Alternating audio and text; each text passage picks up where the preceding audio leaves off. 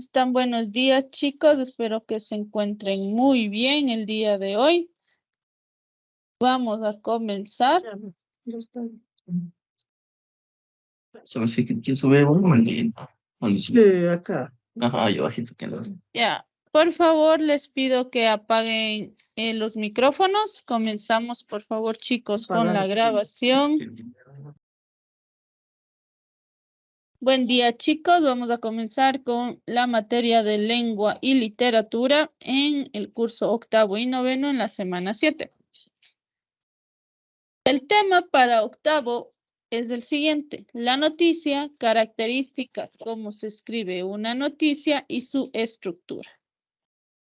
¿Qué es la noticia? Es un hecho o episodio novedoso, reciente o fuera de lo común, que ocurre en una comunidad. La noticia es un género periodístico por excelencia. Es breve, se informa sobre lo fundamental de un hecho o situación. ¿Qué quiere decir esto, chicos? Una noticia es algo nuevo que pasa en una comunidad específica, no en otras diferentes partes de una comunidad específica y causa novedad. Tenemos nosotros también los criterios de redacción de una noticia o cómo se escribe una noticia. Una noticia debe organizarse respondiéndose a las siguientes preguntas: ¿qué, quién, cuándo, dónde, por qué, para qué y cómo? ¿Qué está pasando? ¿Quién es el protagonista de esta noticia? ¿Cuándo sucedió? ¿Dónde sucedió? ¿Por qué está sucediendo esta noticia? ¿Para qué voy a dar a informar? ¿Y cómo lo voy a informar? Igual, las características de la noticia son las siguientes. Variedad. Los acontecimientos o sucesos deben ser reales, posibles de verificar. ¿Qué quiere decir esto, chicos? Todas las bases de nuestra noticia, todos nuestros pensamientos de noticia son los que se puedan validar, son los que se puedan saber si son reales. Nosotros también tenemos la base de la objetividad periodística o comunicar. No se debe reflejar su opinión. ¿Qué quiere decir esto, chicos? Que nosotros al momento de escribir una noticia, nosotros no tenemos que decir lo que pensamos, sino sencillamente decir el suceso en sí.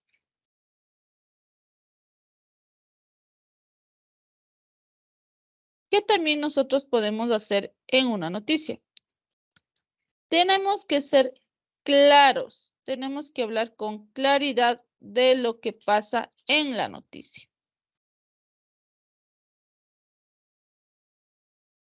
Los recursos tienen que ser presentados de modo ordenado y lógico. Nuevamente, tenemos que ser claros, tenemos que decir suceso, cómo pasó, cuándo pasó, en un orden lógico. Tenemos que tener brevedad. Hay que omitir los datos irrelevantes de las reiteraciones. ¿Qué quiere decir eso? No podemos decir las mismas cosas una y otra vez en una noticia. Simplemente tenemos que ser objetivos y breves. Tiene que ser de actualidad. Debe referirse a episodios recientes. Quiere decir que la noticia siempre son de situaciones, hechos, de algo que se ha pasado recientemente. No podemos dar una noticia de algo que ha pasado hace un año, hace 20 años, hace 100 años. Tiene que ser breve y reciente. Las generalidades de la noticia deben poseer interés social y no particular. ¿Qué quiere decir esto? Una noticia siempre se da para la base comunitaria, no solo para cierto grupo de las personas. Tiene que ser un hecho que inmiscuya a toda una comunidad. Nosotros también tenemos la estructura de la noticia, que son los titulares, el load o entradilla, el cuerpo de la noticia, y en cuáles se dividen estos. El título tiene que dejar enganchado al lector. Se anuncia lo raro o novedoso que vamos a contar.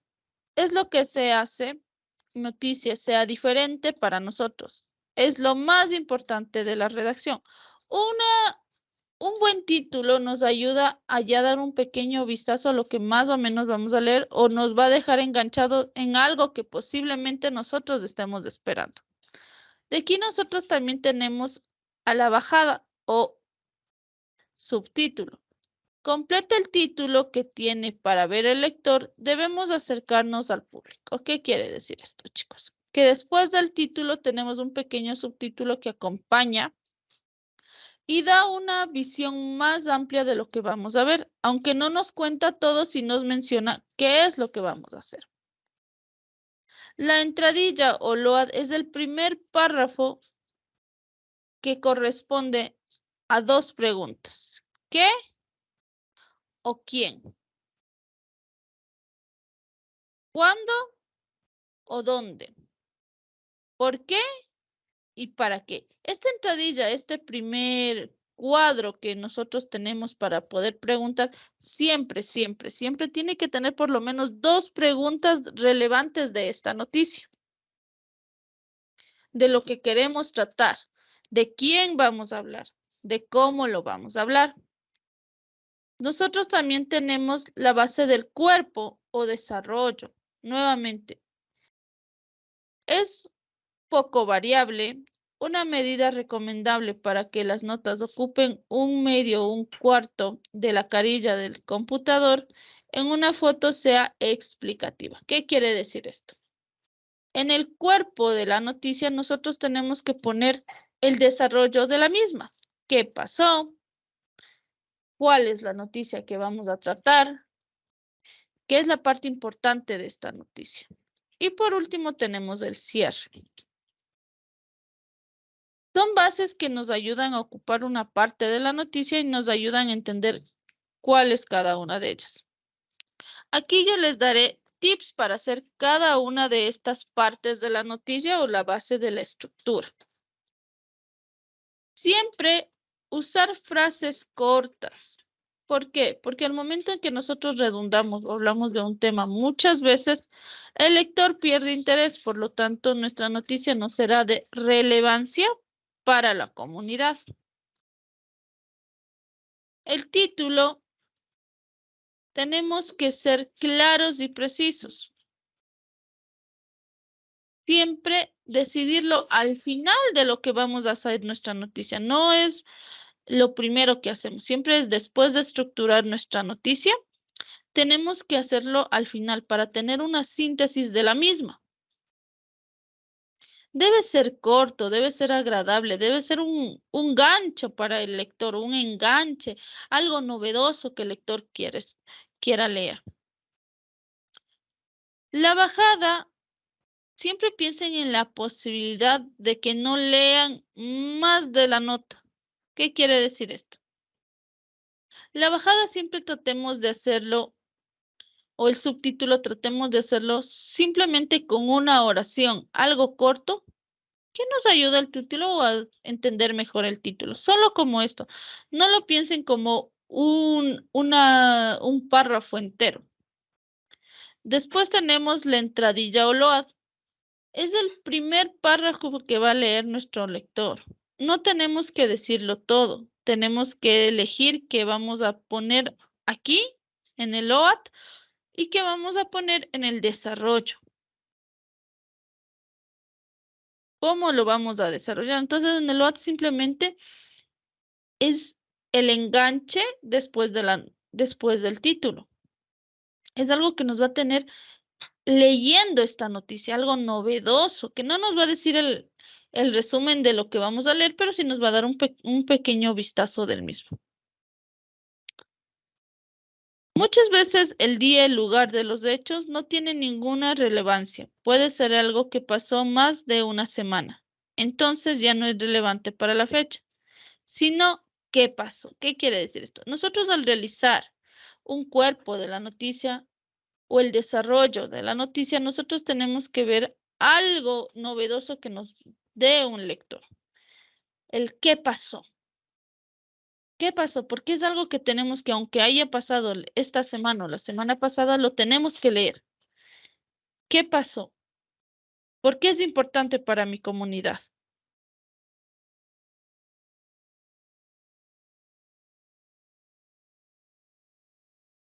Muchas veces el número de asistentes no tiene ninguna relevancia.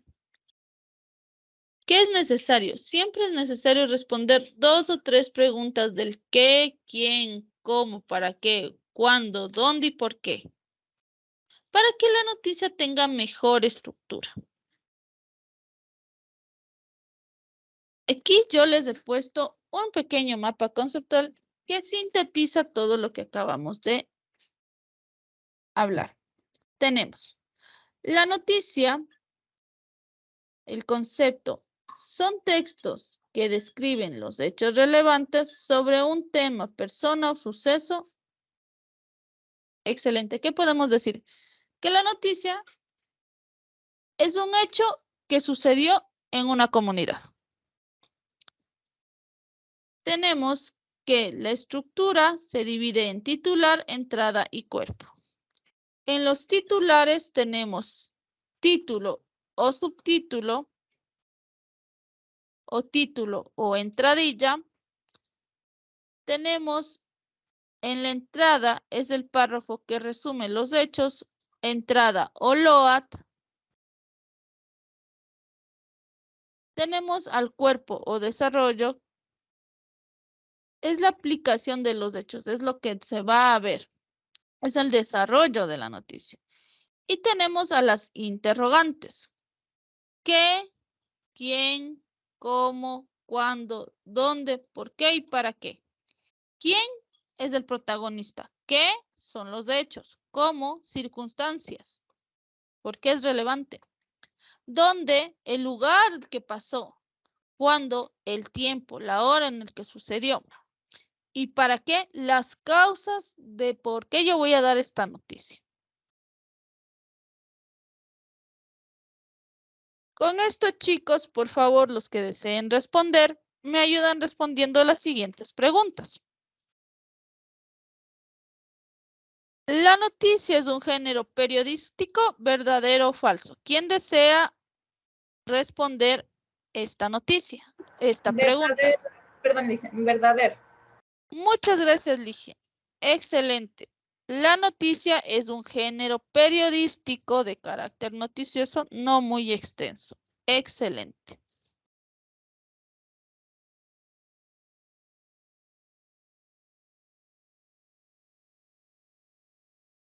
Muy bien. Tenemos verdadero. El que desee responder la siguiente lo puede hacer. ¿La noticia es un hecho novedoso, verdadero o falso? La noticia es un hecho novedoso, verdadero o falso. Quien desee responder lo puede hacer. Verdadero, Alicia.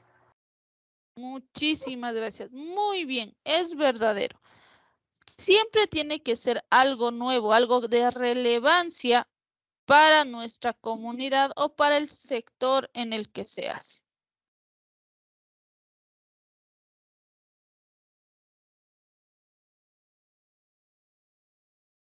La siguiente pregunta. ¿Qué partes tiene la noticia? Será título, entrada, desarrollo y cierre. ¿Verdadero o falso?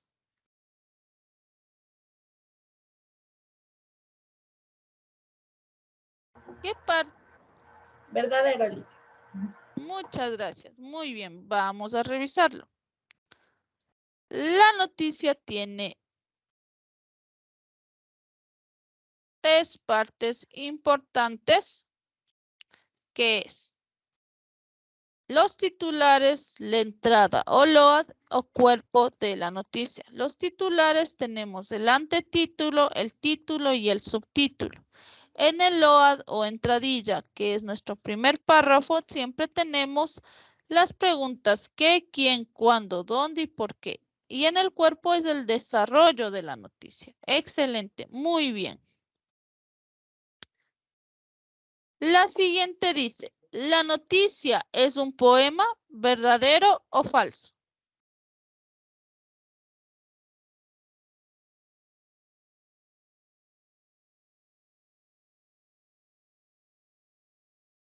Muy bien, continuamos nuevamente. Pregunto, ¿la noticia es un poema verdadero o falso?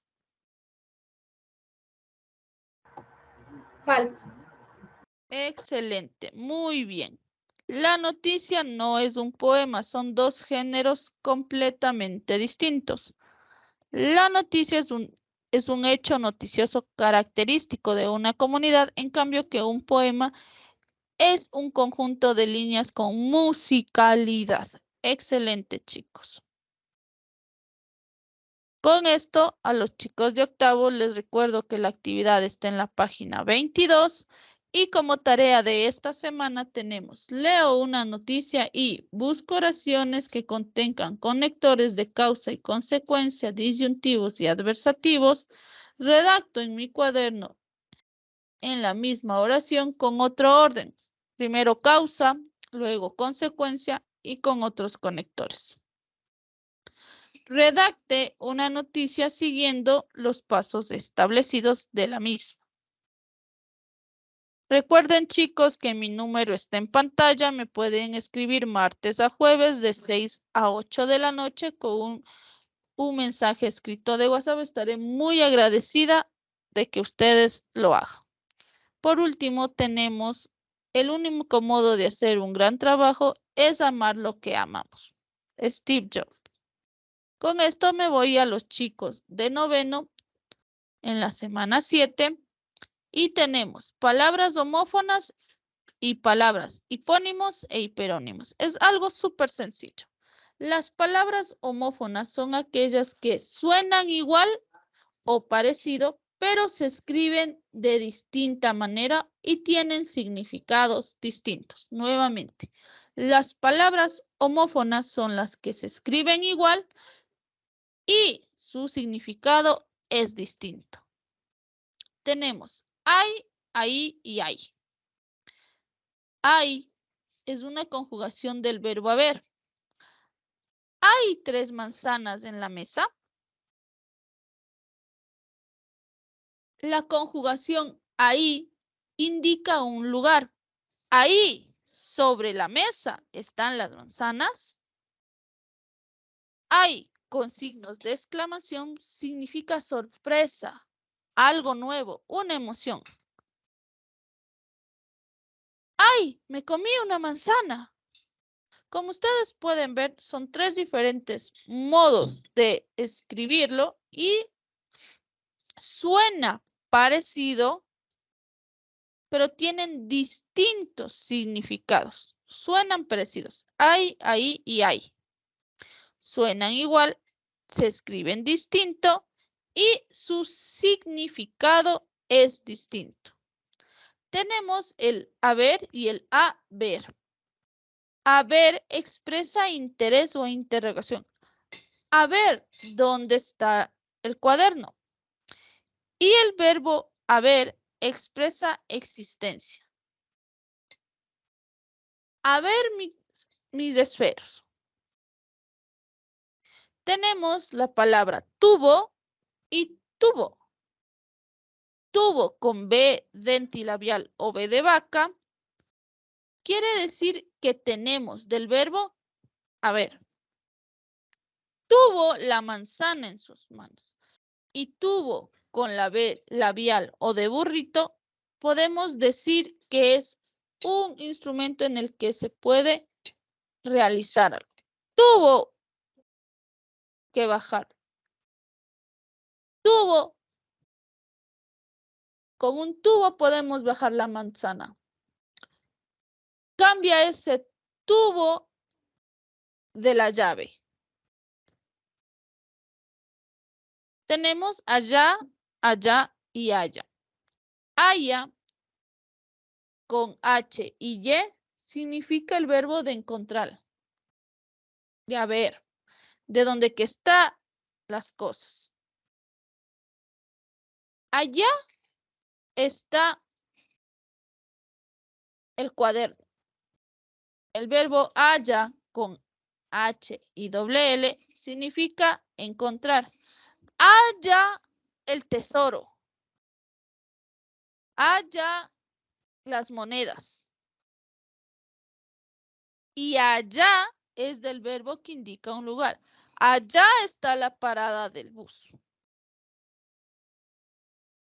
Con esto podemos decir que las palabras homófinas son palabras que suenan parecido, se escriben distinto y tienen distinto significado. Con esto vamos a las palabras que son hipónimos e hiperónimos. Aquí tenemos que cambiar. Con el hipónimo quiere decir algo pequeño e hiper quiere decir todo. Con esto nosotros podemos decir que los hipónimos es una palabra o en un conjunto de palabras que se encargan en un grupo específico y los hiperónimos, en cambio, son ese grupo de categorías donde están los hiperónimos. Entonces, hagámoslo más simple. El hipónimo es la categoría y el hiperónimo es la categoría y el hipónimo es donde debe encajar. En algo más sencillo, el hipónimo es algo pequeño y el hiperónimo es del conjunto. Nosotros podemos decir que, por ejemplo, estamos en la categoría o el conjunto de cereales y el hipónimo tendría que ser arroz, avena, cebada, centeno, maíz, trigo. Podemos decir que un hipónimo sea estudiantes, sea maestros, sean bancas, sean pupitres, pizarrones, y el conjunto de todo eso será una escuela. Nosotros podemos decir el conjunto de árboles y cómo podremos decir que es cada uno por distinto. Podemos decir el epacho, el quebrado, el colorado, palo santo, trébol, pino, etcétera. Recuerden siempre, el hipónimo es completo el conjunto y el hiperónimo es uno por uno los que están dentro de ese conjunto.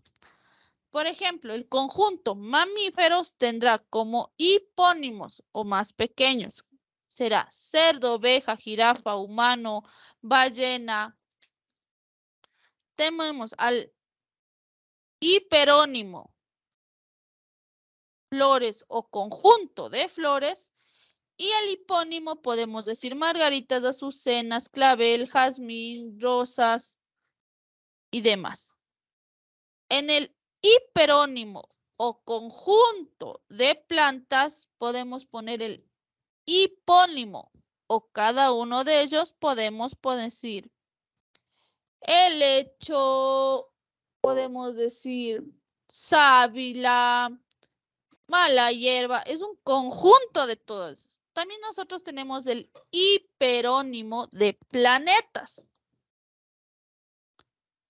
Entonces su hipónimo o la base más pequeña que forma ese conjunto será Saturno, Tierra, Júpiter, Urano, Neptuno, Plutón, etc. Con esto, chicos, les tengo una pregunta. Tenemos los hiperónimos es un todo, verdadero o falso. El que desee responder puede responderlo.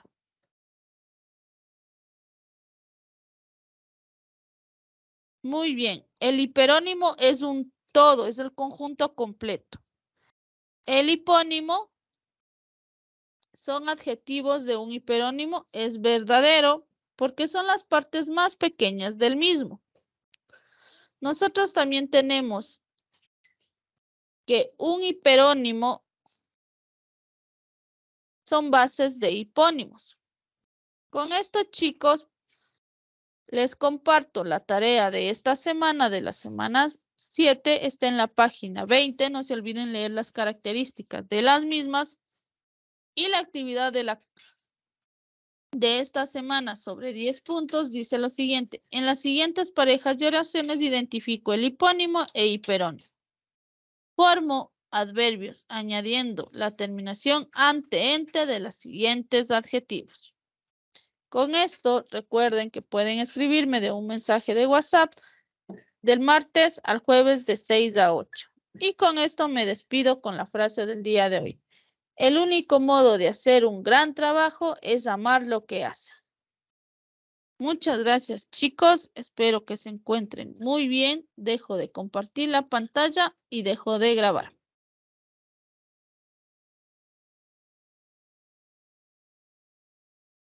Muy buenos días, estimados y estimadas estudiantes. Sean bienvenidos a su clase de matemáticas, semana número 7 de octavo año.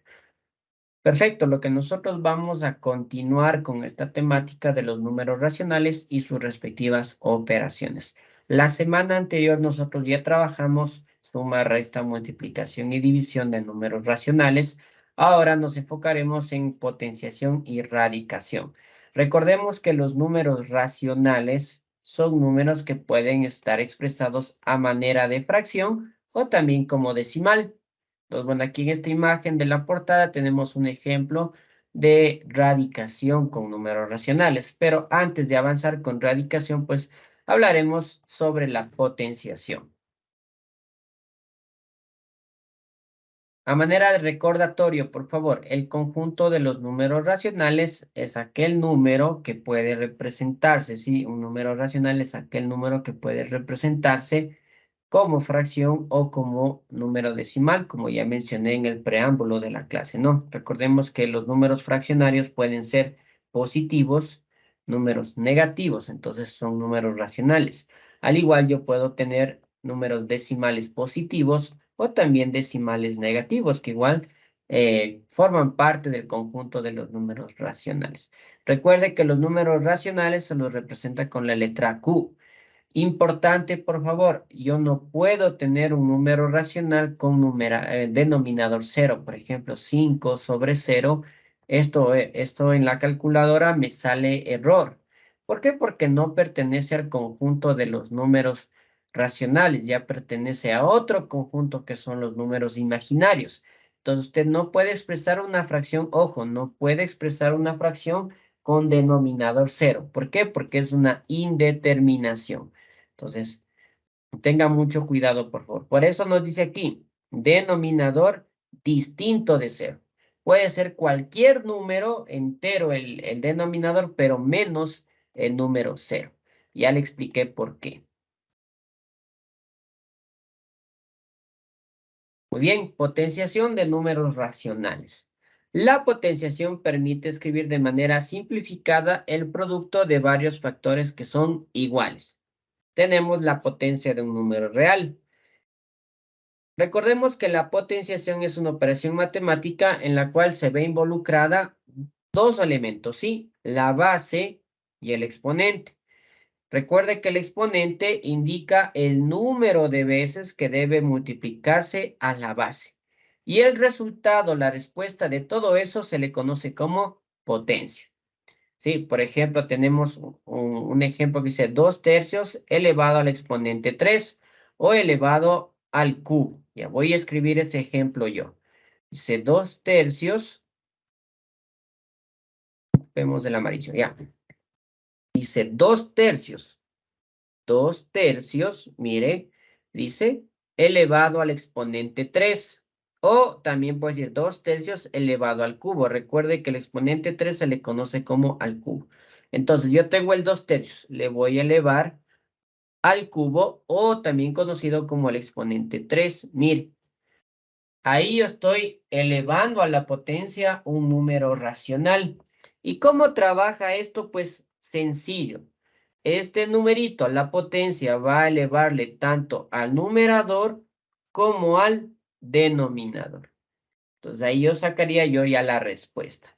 En el siguiente ejemplo, pues tengo ya desarrollado este ejercicio, ¿no? Entonces, mucha atención. Miren, aquí tengo el 2/3 elevado al cubo. Lo que yo le mencioné, o al exponente 3. Este 3, voy por otro color, ya. Este 3, sí, este 3 de aquí, se va a elevar tanto al numerador como al denominador. Entonces, mire, por lo tanto, yo voy a multiplicar 3 veces el 2/3. 1, 2, 3. Y ahí sí multiplico de forma horizontal. Recuerda que la multiplicación se multiplica de forma horizontal. 2 por 2, 4. Por 2, 8. 3 por 3, 9. 9 por 3, 27. 8 27avos. Y aquí yo tengo, el resultado se llama potencia. Entonces recordemos, ¿no? Tengo la base, el exponente, que es el número pequeñito. Bueno, aquí está el proceso matemático. Y el resultado, pues tengo la potencia.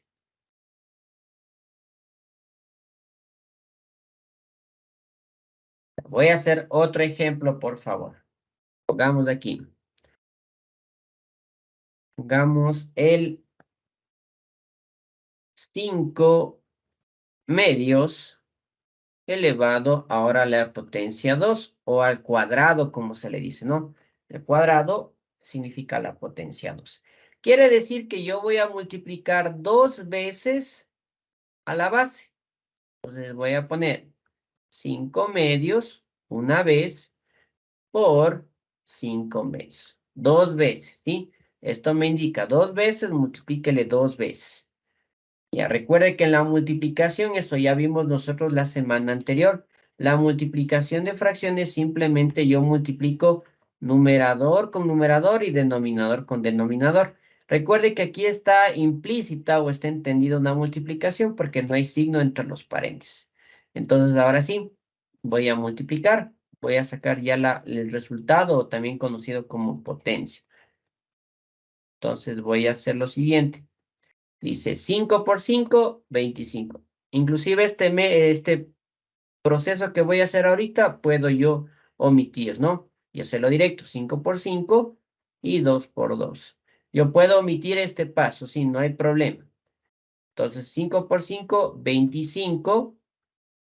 2 por 2, 4. Sí, este proceso puedo omitir. Voy a poner otro ejemplo. Ya, algo un poquito más complejo. Ya, vamos a poner con una base negativa, menos 7/3 elevado al cubo. Ya, yo puedo elevar al cubo, a la cuarta, a la quinta, el proceso es el mismo, ¿no?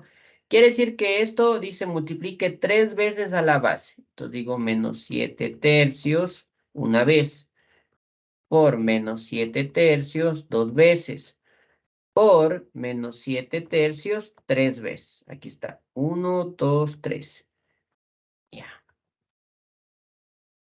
Y aquí mire, o yo puedo decir base negativa, exponente impar, resultado negativo. Mi potencia va a ser negativa. Yo ya sé ya por ley de signos de la potenciación, pero aquí está la justificación. Menos por menos, más. Más por menos, menos. Sí, entonces aquí sería menos 7. Bueno, aquí pongámosle por menos 7 y por menos 7. Pongámosle sin esa X. Ya. Sería menos 7 por menos 7 y por menos 7. Aquí sería, perdón, ese 7 parece 4. Menos 7. Ya. Aquí sería 3 por 3 y por 3. Ya. Mire, menos por menos, más. Más por menos, menos. 7 por 7, 49. 49 por 3 es 340. Por 7, perdón, es 343. 3 por 3, 9. 9 por 3, 27. Menos 343, 27avos. Permítame comprobar en la calculadora. 7 por 7 por 7, 343. Sí, correcto. Entonces, mire, simplemente trabajo yo la potenciación de ese modo. No es nada complicado, nada complejo por el momento.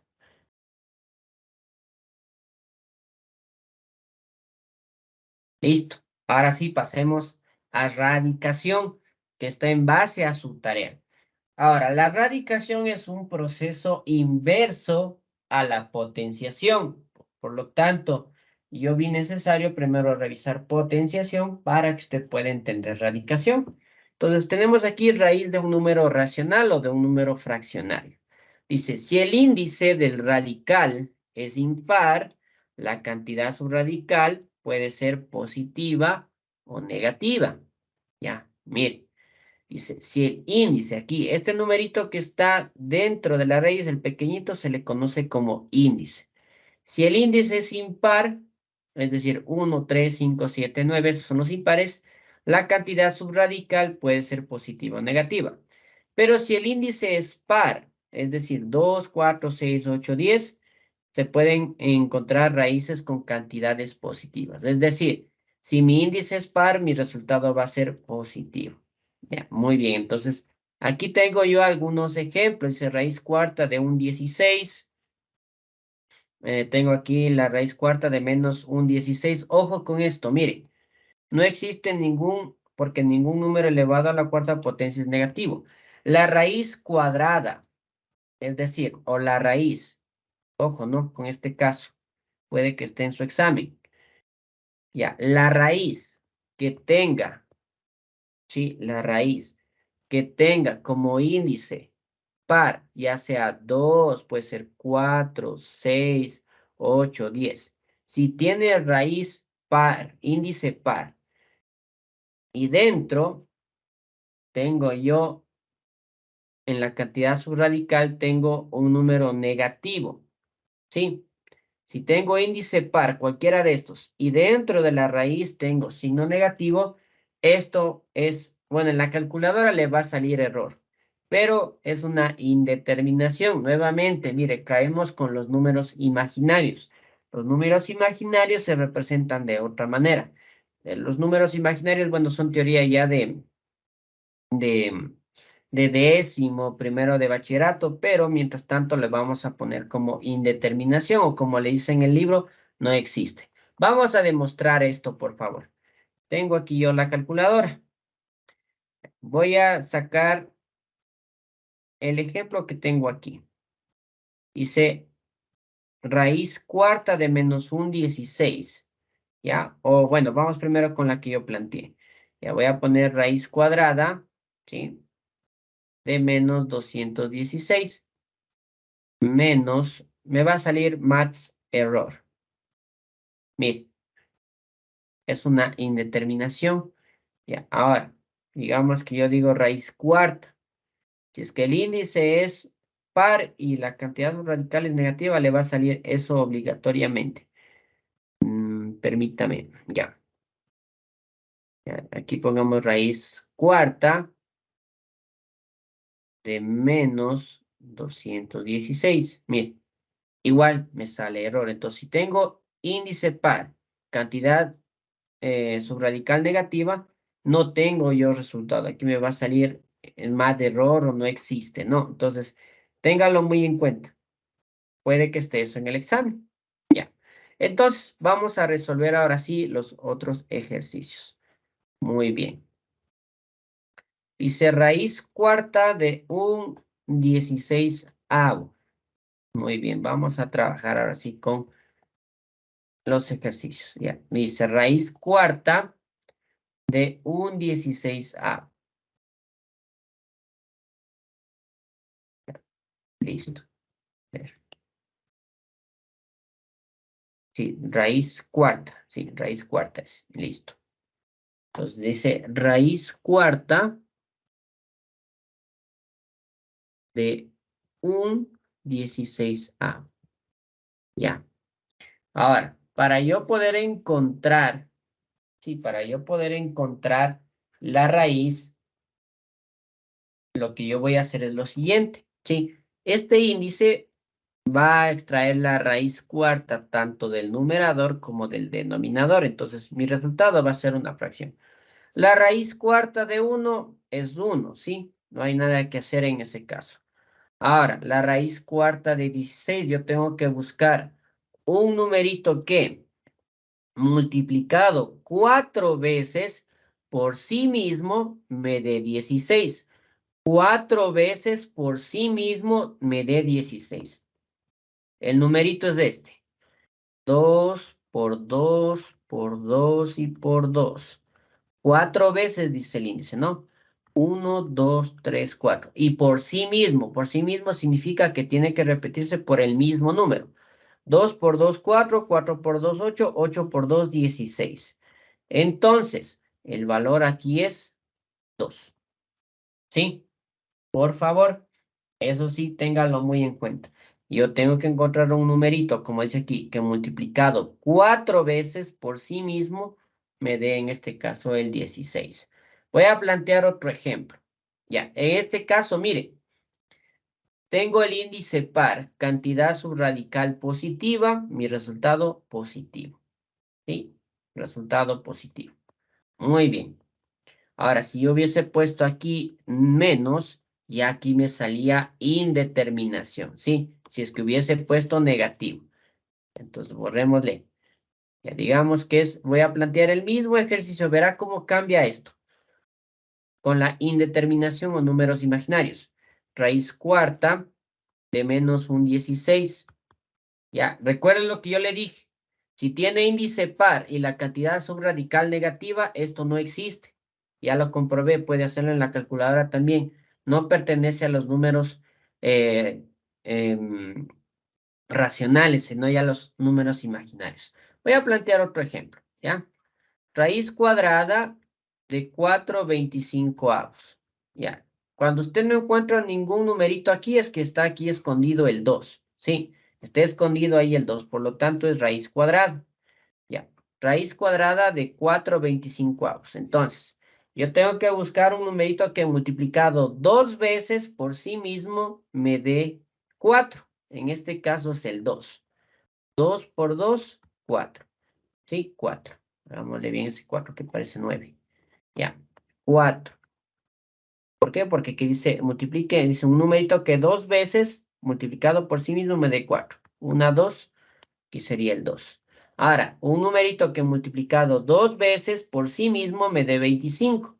5 por 5 igual 25. Entonces, la respuesta es 2/5. Y nada más. Es muy, muy simple, por favor. Muy, muy básico.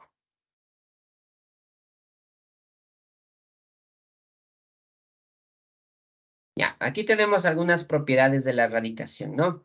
Por ejemplo, la raíz de un producto. Cuando yo tengo, mire, una raíz y dentro tengo una multiplicación, yo puedo separar a esas dos multiplicaciones en cada una de las raíces. No hay ningún problema. Puedo trabajar de esa manera. O también puedo resolver dentro la potenciación, luego multiplico y luego extraigo la raíz cuadrada. Ya, por ejemplo, vamos a ver el mismo ejemplo de aquí.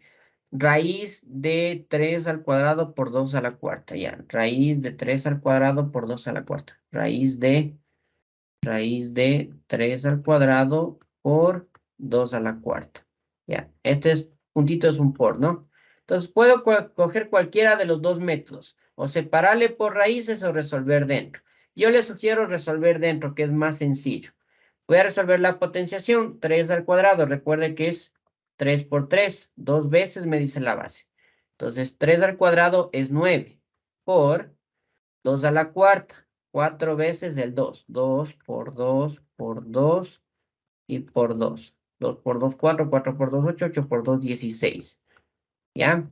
Aquí hay la multiplicación. Voy a multiplicar 16 por 9. Allá, 144.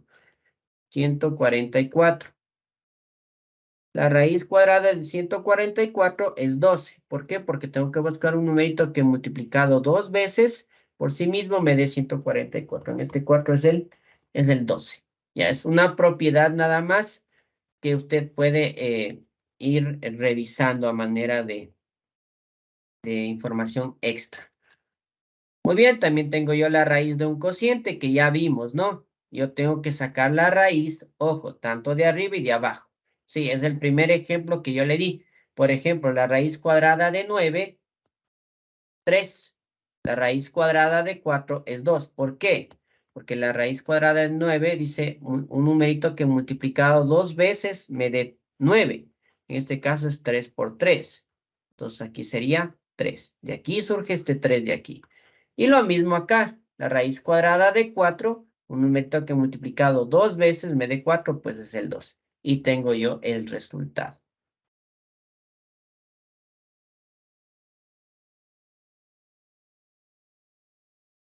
Muy bien, tengo aquí la raíz de una raíz. Cuando yo tengo la raíz de una raíz, simplemente lo que yo hago es lo siguiente. Miren, tengo aquí raíz novena sobre o dentro la raíz cúbica de 5. Lo que yo voy a hacer simplemente es trazo yo una raíz y voy a multiplicar los índices. 9 por 3, 27. La raíz 27ª de 5. Como ya no puedo resolver, bueno, aquí me sale un número decimal, ¿no? Cuando ya me sale un número decimal extremadamente grande, simplemente le dejo expresado como raíz. No hay problema entonces. Cuando tengo raíz de una raíz, armo la raíz, multiplico los índices y nada más. Ejemplo, raíz cuarta de raíz cúbica de 8. Entonces digo, hago una sola raíz, multiplico, 4 por 3, 12, la raíz doceava de 8. Como sé que me va a salir un número extremadamente grande, le dejo expresado como raíz y no pasa nada.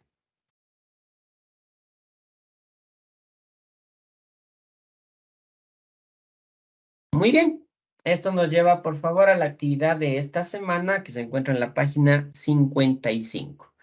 Ya, miren, sencillito. Revise, por favor, para realizar los dos primeros ejercicios, revise el primer ejemplo que le di de la radicación, ¿sí? El primer ejemplo de la radicación. En el ejercicio 2, simplemente usted puede utilizar calculadora, ¿sí? Dice, la raíz cuadrada de 0,36. Raíz cuadrada de 0,36. 3/5 le sale. Bueno, pero yo le voy a poner como fracción, como decimal. 0,6. Sí, ocupe para la segunda actividad, ocupe la calculadora, no hay problema. Para la primera, como le dije, revise el primer ejemplo de radicación y usted puede resolver estos dos ejercicios sin ningún inconveniente. Listo. El horario de atención es el mismo. Recuerde enviar, por favor, su actividad hasta el próximo día viernes.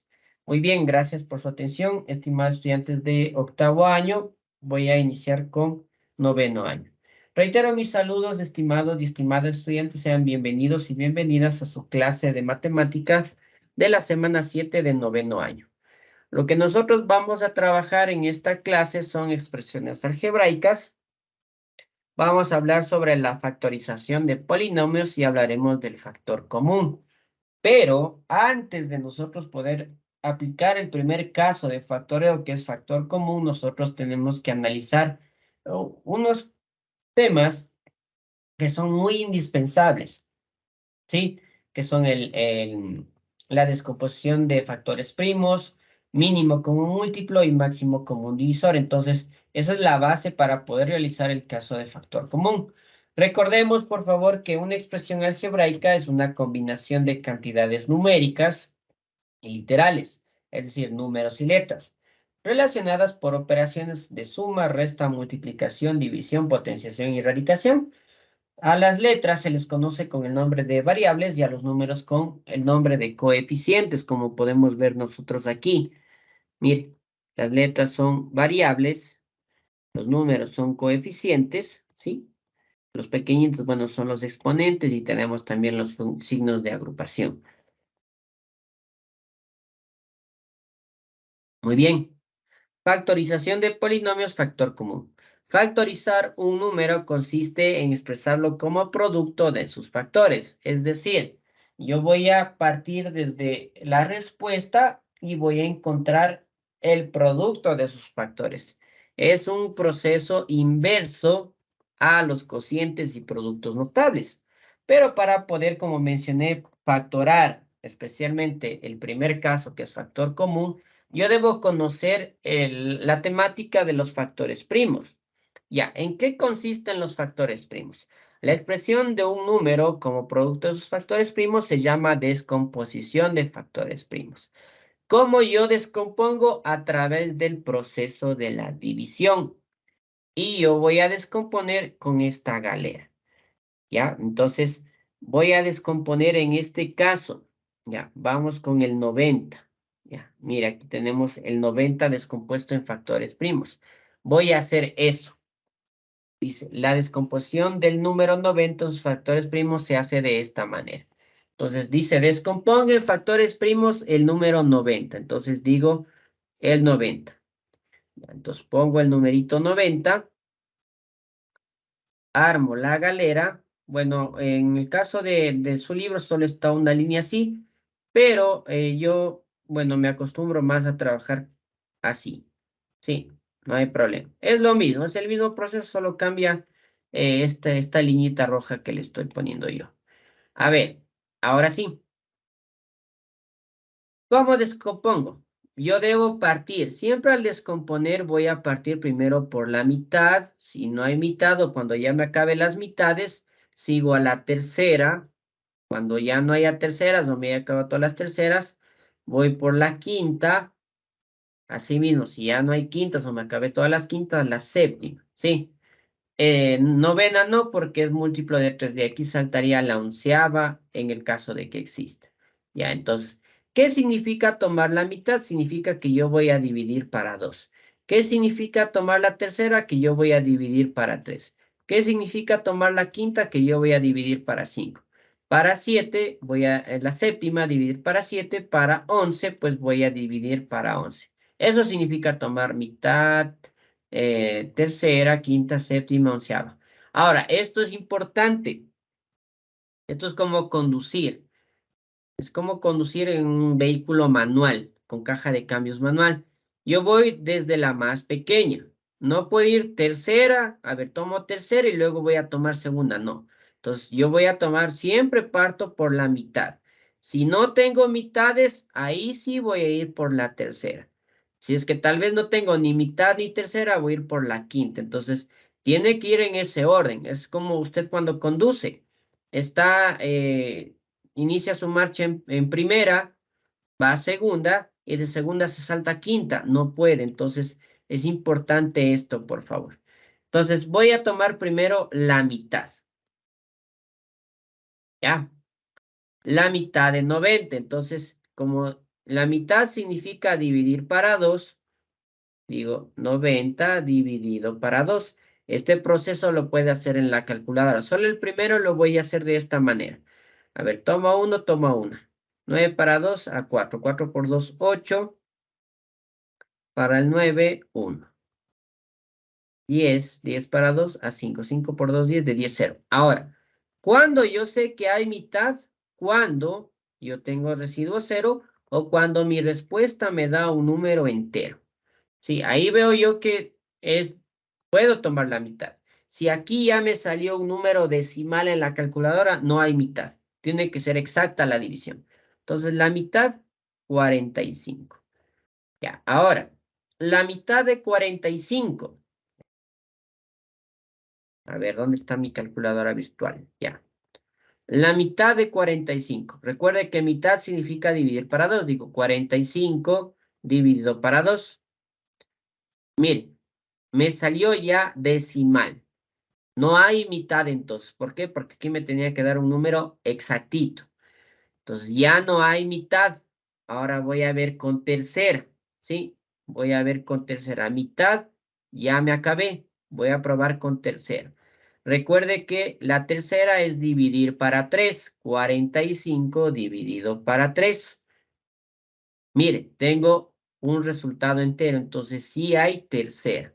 La tercera de 45 ha sido 15. Entonces digo tercera.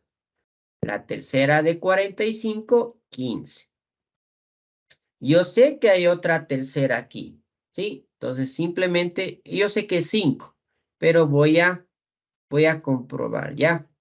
Pues digo 15 dividido para 3, 5. Mire, la tercera de 15 ha sido 5. Entonces digo, tercera. La tercera de 15, 5. Ya. Tercera de 5 no hay. Sí, al momento que yo divida 5 dividido para 3 me va a dar número decimal. Mire, ya no hay tercera de 5. Entonces ya me acabé las terceras. Ahora voy a probar con la quinta. Entonces digo, la quinta de 5, claro que hay. Recuerde que tomar quinta significa dividir para 5.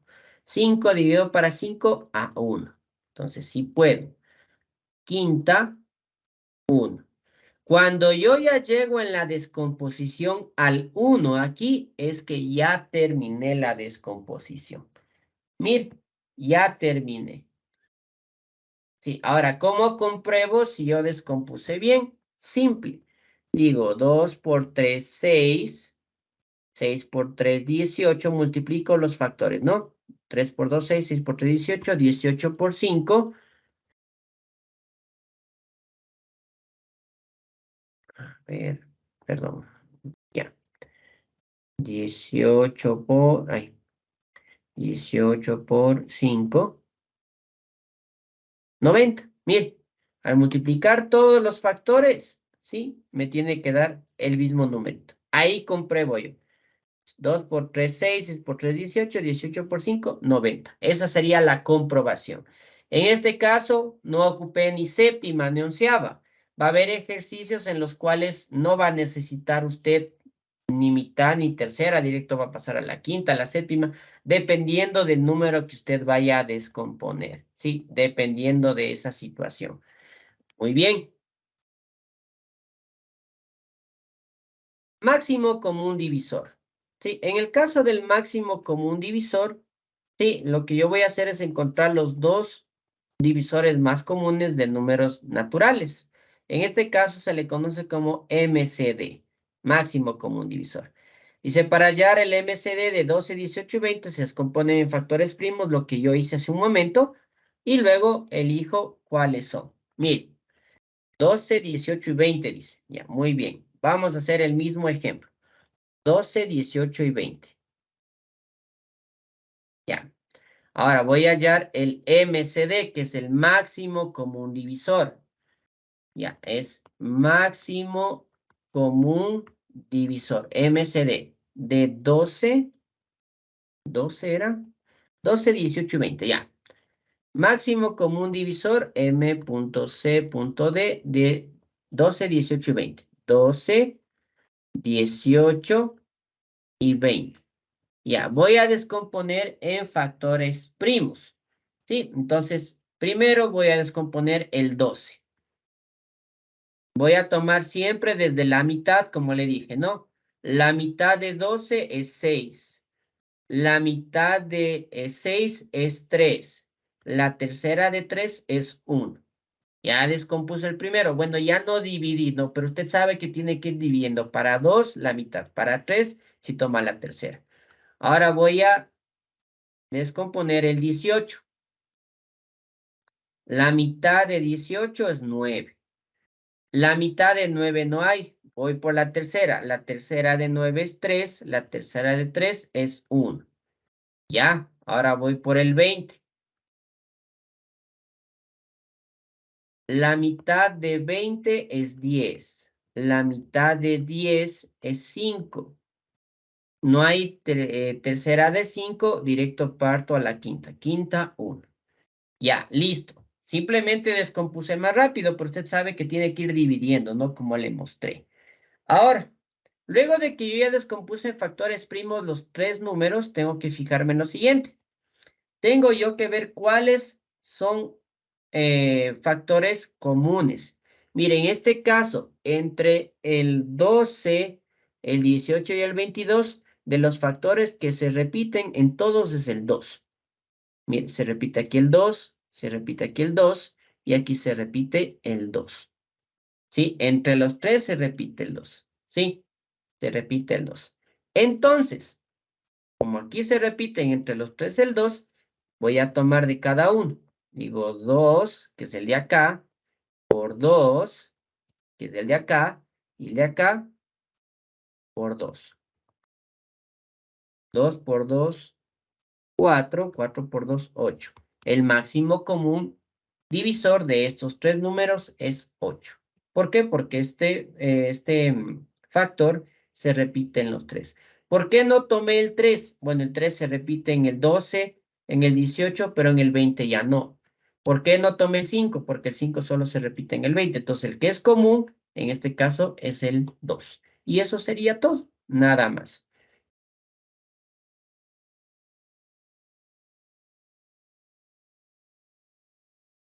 Mínimo común múltiplo.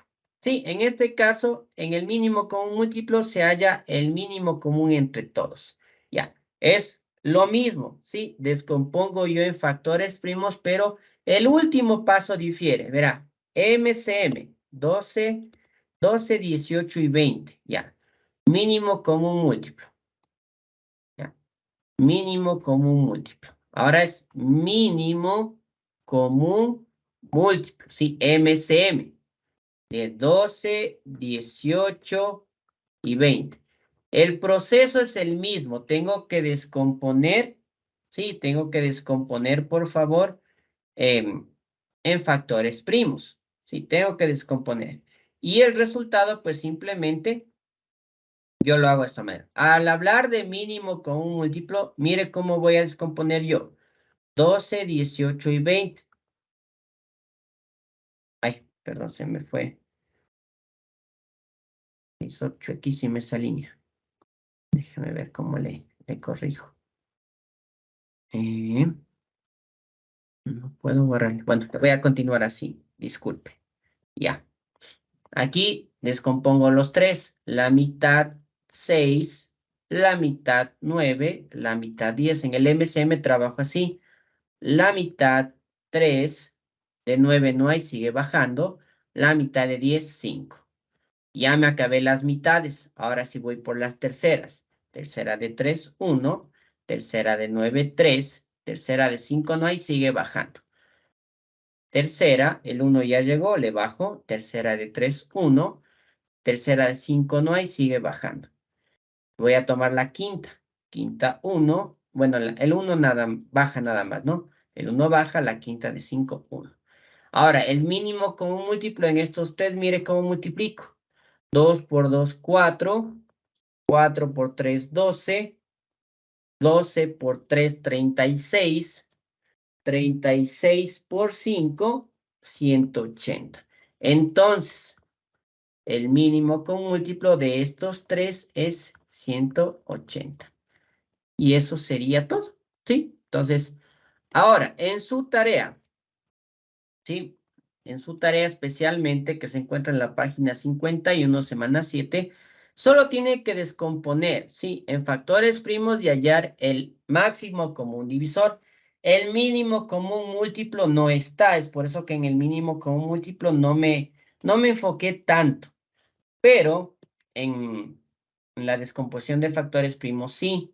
Usted va a descomponer el 84, ¿no? Siempre partiendo de la mitad. Si es que hay mitad, entonces le descompone. Así va a ser el 96, el 24, etc. Y en el MCD, que es el máximo común divisor, va a descomponer el 21 y va a descomponer el 24, ¿sí? Revisará el ejemplo del máximo común divisor. Le descompone en factores primos y ve cuál de ellos es común en los dos y le multiplica. Entonces, no hay mínimo común múltiplo, por eso es que yo, en este caso, tampoco es que me enfoqué mucho en el mínimo común múltiplo. Correcto, muy bien. Me estoy pasando ahí un poquito del tiempo de matemáticas, entonces la parte de el aprendizaje, pues simplemente lo voy a dejar ahí. Para finalizar, pues, la clase, quiero compartir esta frase. El verdadero discípulo es el que supera al maestro, de Aristóteles. Muchas gracias por su atención. Voy a dejar de grabar en este momento y voy a responder dudas, o bueno, ya no responder dudas. Si es que existe alguna inquietud o duda, por favor, me lo hace saber en el horario de atención. No hay problema, ¿no? Entonces, muchas gracias. Voy a realizar la captura de pantalla en este momento, por favor. para poder trabajar. Ya, listo, muchas gracias.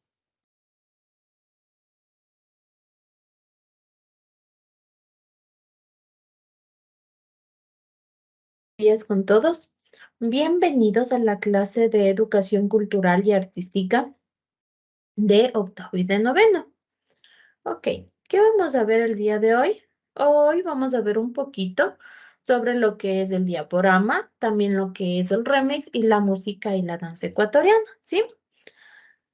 Ok, aquí tenemos al diaporama.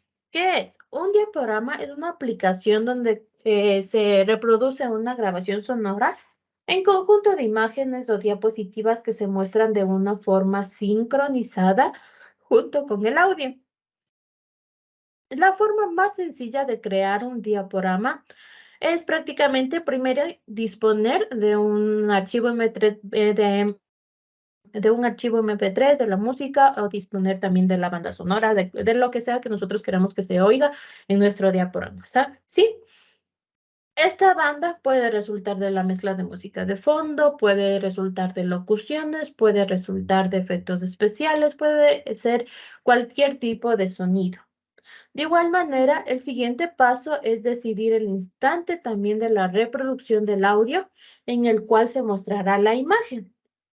Cuando la cabeza lectora del audio alcanza ese instante, se visualizará la nueva imagen sustituyendo a la anterior, y etcétera, ¿sí?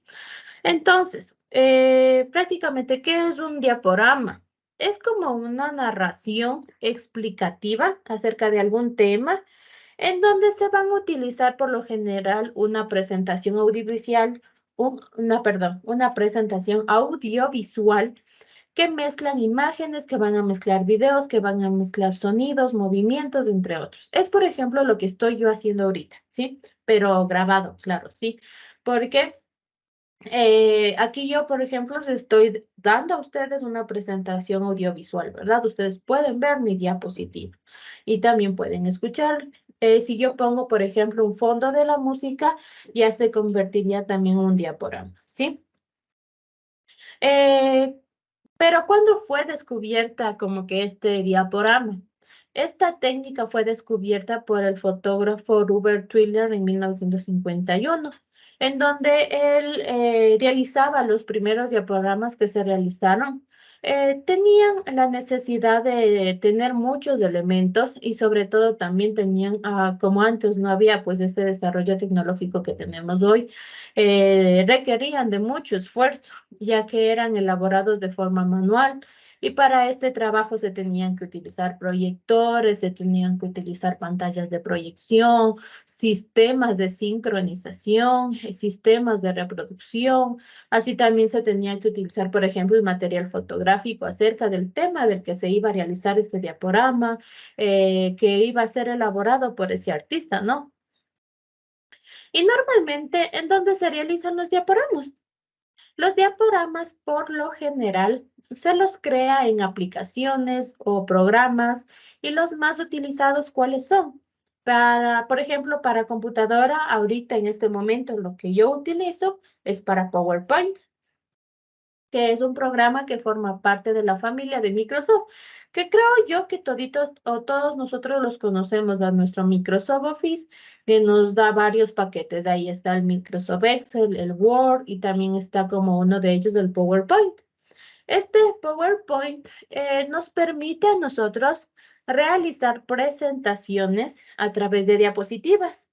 Y aquí, por ejemplo, si yo pusiera si yo pusiera más imágenes, más sonidos, si yo tuviera ya estandarizado o estuviera esta clase grabada, prácticamente se convertiría en un diaporama. ¿Por qué? Porque yo estoy sincronizando el audio, lo que yo hablo, con la diapositiva que yo les voy a mostrar. Y si yo pusiera sonidos, pusiera también movimientos, transiciones, animaciones, también eso lo completaría como diaporama, ¿sí? Para celulares, ¿en dónde yo puedo o realizar un diaporama? Pues para celulares nosotros no sé si conozcamos la aplicación InShot, que es una aplicación para nuestro teléfono. con la que nosotros podemos recortar, nosotros podemos editar, nosotros podemos dar mejor definición o un nuevo estilo de nuestras fotos o de nuestros videos. También las fotos y videos que creamos en InShot están orientados también a redes sociales, por ejemplo, como Instagram, Facebook, Twitter o también para WhatsApp. Normalmente yo ocupo InShot para los videos, por ejemplo, que me pide la profesora de mi hija, que me toca grabar algo, así que ahí les uno, les pongo la portada con el nombre, etcétera, y la verdad es una aplicación muy útil. También existen otras aplicaciones que también son efectivas a la hora de elaborar un diaporama. Entre ellas, ¿cuáles está? Está Pauto, que también es una aplicación muy buena que nos permite realizar una presentación de una forma más animada. Sí es un poquito más complejo el manejo de Pauto, pero también la calidad también sí es superior. Y también lo podemos realizar un diaporama, lo podríamos también hacer en Canva. Ahora que Canva prácticamente tiene varios fondos, tiene varios también ya diaporamas preestablecidos. Ok, entonces, ¿cuáles son entonces las ventajas de realizar un diaporama? Pues una de ellas o varias de las ventajas son que es una forma atractiva de presentar un tema, tienen gran calidad de imagen, de igual manera tienen gran cantidad de sonido sus presentaciones, se adapta a pequeñas y también a grandes audiencias, van a depender también del diseño que este también puede ser muy impactante dependiendo de nosotros que queramos mostrar. Y no necesita más que, prácticamente no necesitamos más que un computador o un celular para nosotros poder realizar un diaporama, ¿sí? En cuanto a cuáles son las características de un diaporama, pues utilizar un lenguaje claro, debe ser de corta duración, debe ser adecuado al nivel cognitivo de los observantes, es decir, al conocimiento que posean los observantes o de las personas que observan este diaporama, debe ser interactivo, tiene que tener animaciones, etcétera, ¿sí? Y debe incorporar también un contenido lúdico o recreativo para estimular la concentración y también la agilidad de los observantes, es decir, de la audiencia. ¿Y cómo se realiza un diaporama? Pues para crear un diaporama siempre nosotros debemos seguir los siguientes pasos. En este caso sería escoger un tema del cual nosotros vamos a hablar en este diaporama, ¿sí? De igual manera, escoger la aplicación en la que nosotros vamos a utilizar para realizar este diaporama. Asimismo, nosotros podemos elegir nuestras imágenes, nuestros sonidos, videos, canciones o palabras o efectos favoritos para poder colocarlos en nuestro diaporama. Igualmente, guardar todos los elementos en una carpeta para una fácil y organizado también acceso a este diaporama y crear una interacción entre todos los elementos, porque un diaporama debe hablar prácticamente, tiene que tener un tema y tiene que ser fluido. Ok. Eh, Eso en cuanto a nuestro diaporama. Ahora vamos a ver sobre el REMS. No sé, ¿alguien de ustedes ha hecho un diaporama? Prácticamente un diaporama es una presentación en PowerPoint que puede ser grabada, que está grabada, ¿sí? Eso es un diaporama. Puede ser una presentación en PowerPoint, en Canva, en Twitter digo, InShot, puede ser, es una presentación grabada, ¿sí? Que tiene imágenes, que tiene videos, que tiene un audio, etcétera, ¿sí? ¿Alguien de ustedes ha realizado algún diaporama alguna vez?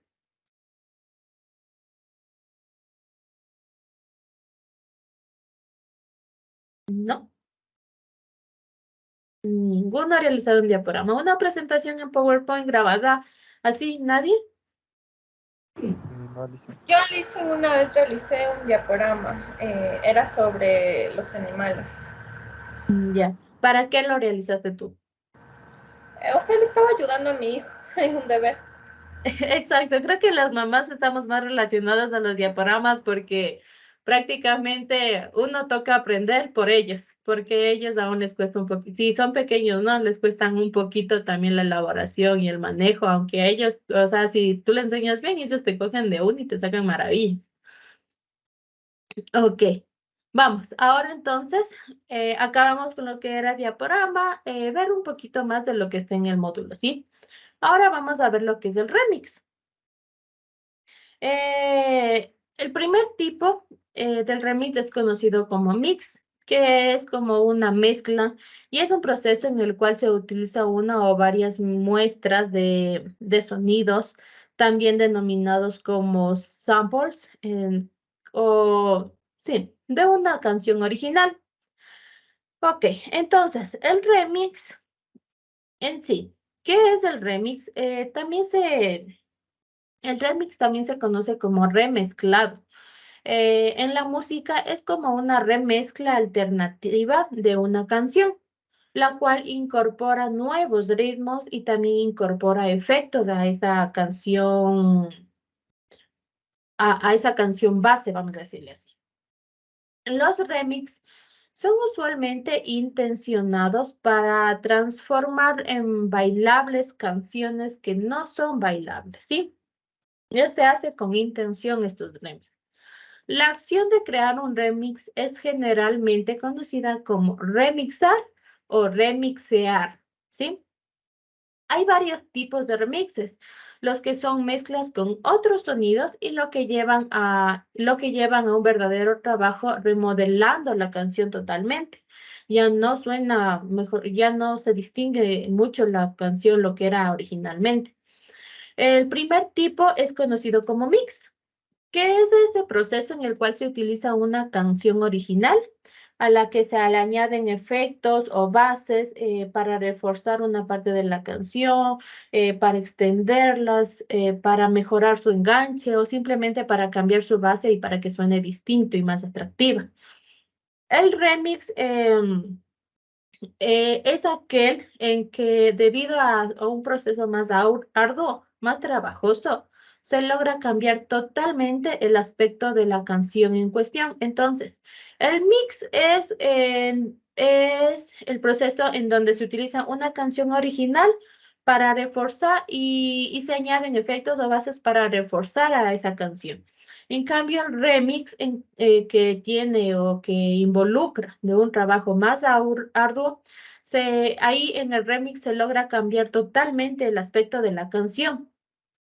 Y muchas veces en este proceso se ayuda también con la adquisición de versiones a capella de la canción, es decir, solo versiones del cantante cantando, vale la redundancia. Y así también con esto se logra también con versiones instrumentales. El proceso entonces se vuelve muy trabajoso, puesto que se tiene que añadir toda la batuta sonora, si solo se tiene la voz, y si bien se puede tener también la parte instrumental, uno no debe caer o en el remix no caen solamente en usar totalmente esa parte instrumental, sino como que añadirle más efectos para que no suene lo mismo que la canción original. Este esta versión instrumental, solo es recomendable para extraer sonidos característicos del tema al que nosotros vamos a realizar el remix, ¿sí? A su vez, también se puede deformar el sonido de ese instrumental para ver o para hacer que suene distinto y para dar indicios o para mostrar indicios de los temas que se ha remixado antes de que comience eh, la lírica o la versión cantada. Pero también a falta de acapelas o a falta de versiones instrumentales, si uno también quiere hacer un buen remix, debe también pasar la canción original por varios procesos, en donde ya involucra, por ejemplo, el aislar todos los sonidos y que suene prácticamente solo la voz, o bajarle la voz y que suene prácticamente solo el fondo, etcétera, ¿sí? Y uno de los principales procesos, por ejemplo, es el ecualizado de la canción. donde se disminuye la acción de la batería o de alguna otra frecuencia de la canción, y todo depende de qué se quiere remixear y cuál se quiere que sea el resultado final, ¿sí? ¿Alguno de ustedes ha realizado un remix o ha tratado de hacer un remix? No sé, normalmente he escuchado, yo creo que todos hemos escuchado un remix, ¿sí? ¿Y qué prefieren ustedes, los remixes o las canciones originales? Lo original. La original.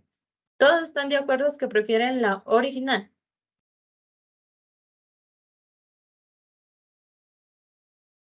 Ok, yo creo que depende de la canción, ¿no? Porque sí hay remixes buenos que hacen de una que otra canción.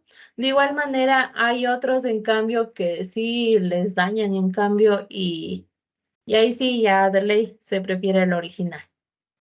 Ok, esto en cuanto al remix. Vamos con la música y danza ecuatoriana, que es otro de los temitas que vamos a tratar hoy, para que ustedes también puedan realizar su tarea, ¿sí?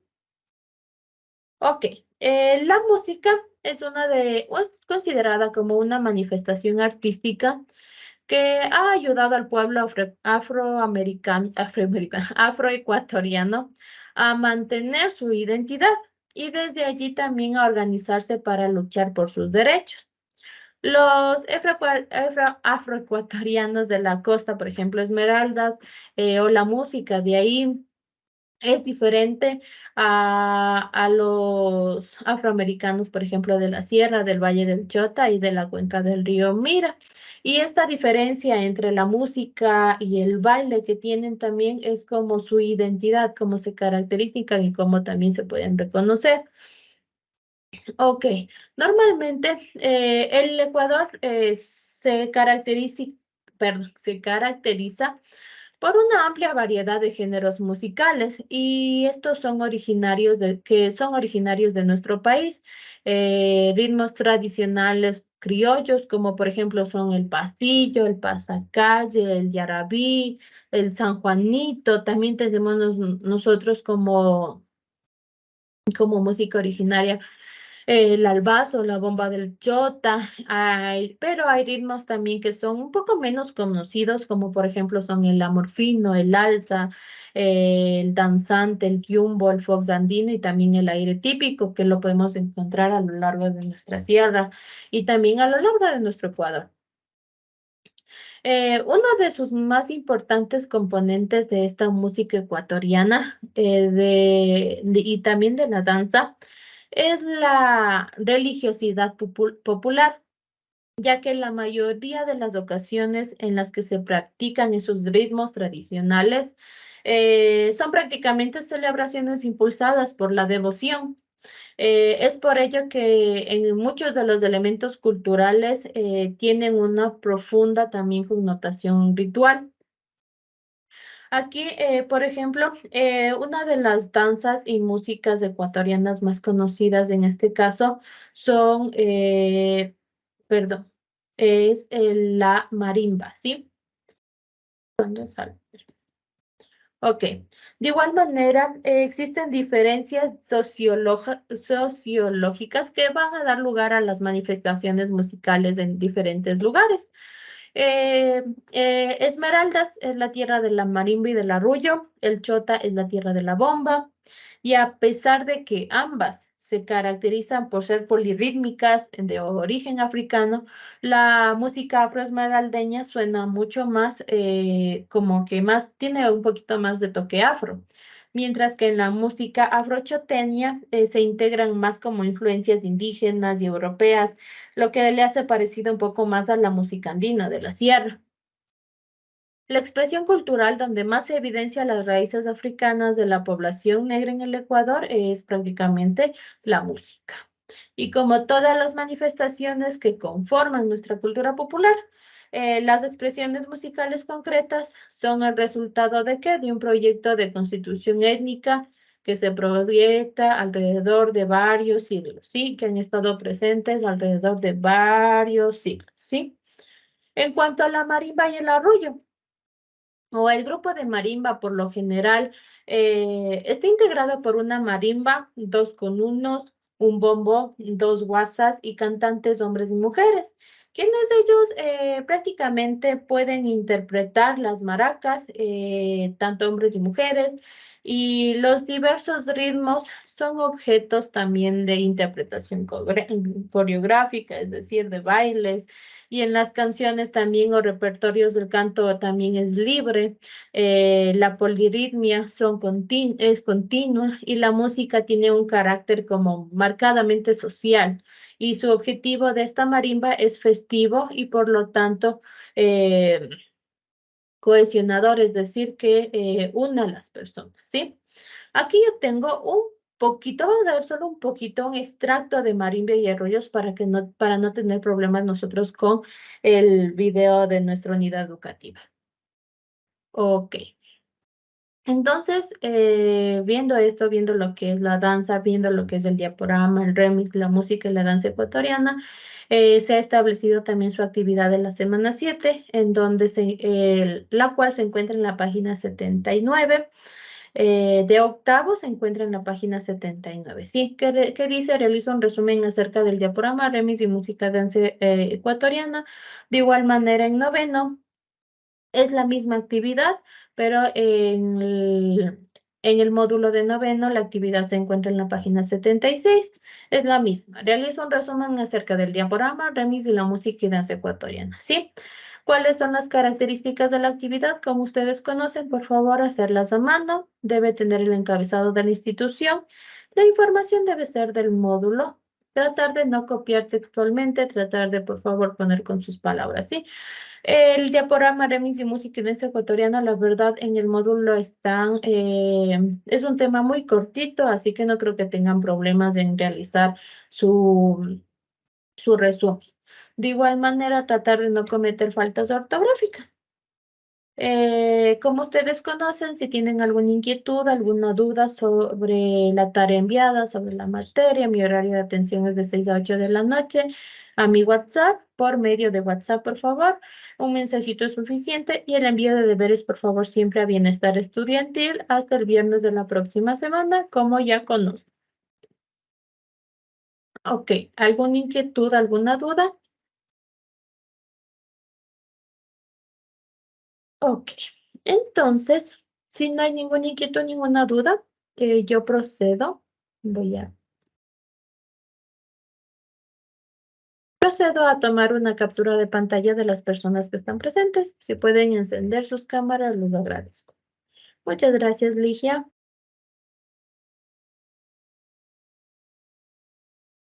Muy bien. Muy buenos días, estimados y estimadas estudiantes. Sean bienvenidos y bienvenidas a su clase de estudios sociales de octavo año, semana número 7. Bien, en esta semana nosotros vamos a trabajar la temática de la sociedad feudal. Hablaremos de qué es el feudalismo, de dónde proviene la palabra feudalismo, el origen del feudalismo y el fin de la Edad Media. Analizando la imagen que tenemos en el lado izquierdo, podemos ver que la sociedad feudal se basaba mucho en una jerarquía. Entonces, más adelante vamos a describir esto de una forma más exacta. La sociedad feudal. La Edad Media es la época histórica de 1000 años de Europa y sus zonas de influencia que vivieron desde el siglo V hasta el siglo XV. Suele mencionar que se inició con la caída del Imperio Romano de Occidente en el año 476 y que concluyó en el descubrimiento de América en 1472. Mire, fue un periodo de tiempo extremadamente grande en el cual se mantuvo el feudalismo, desde la caída del Imperio Romano hasta el descubrimiento de América en 1492.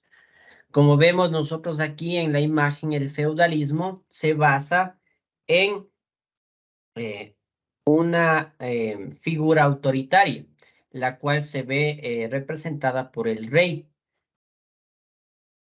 ¿Qué es el feudalismo?